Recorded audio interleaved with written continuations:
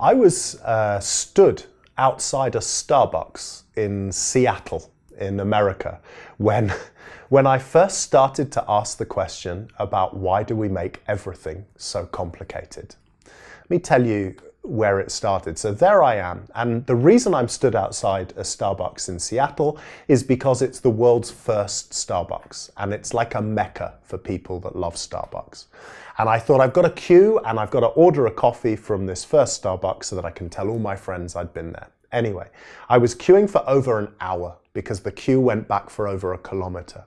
And as I got closer to the coffee shop, I heard people making their orders in Starbucks. And they weren't just ordering coffee. They were ordering soya lattes with a caramel shot, sprinkles, blah, blah, blah, blah, blah, blah, blah, blah, blah. And what was really worrying is as they were making these orders, and it sounded like urban poetry, everyone else who was in the queue was cheering. They were going, ah, brilliant, select, woo, yeah, amazing. As I got closer, I started to panic because I don't drink blah, blah, blah, blah, blah, blah, blah, blah, blah. I drink black coffee, straight. That's it. I don't even know how to order a large one. I just go into a shop and say, can I have a medium black coffee, please? So as I got nearer the front of the queue, I panicked because I thought when I order my coffee, everyone's going to look at me and go, what? So I did the brave thing. And after an hour of waiting, I ran away and I didn't get my Starbucks. And as I was running away, I was thinking to myself, why is it that as we get older, as we become more successful, we seem to believe that everything has to be complicated in order to be of value and to be of quality? So I've spent a large part of my adult life trying to understand why we need to make everything so complicated in order to make it of value. And so when I talk to audiences about simplicity, when I talk to them about simple thinking, I always start from the same point, which is the glorious simplicity of children.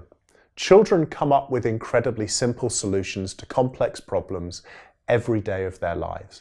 And they do so because they don't see getting things wrong and making mistakes as a bad thing.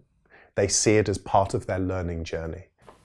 Children do say the first things that come into their head. They don't doubt their judgment.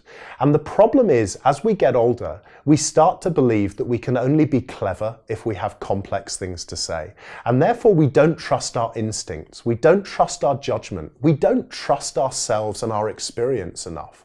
And so one of the great challenges for me when we're looking to explore simplicity in organizations is how do we talk to each other? How do we create a culture where actually we do want people to say the first things that come into their head, where we are promoting the idea that people should be able to take risks and make mistakes.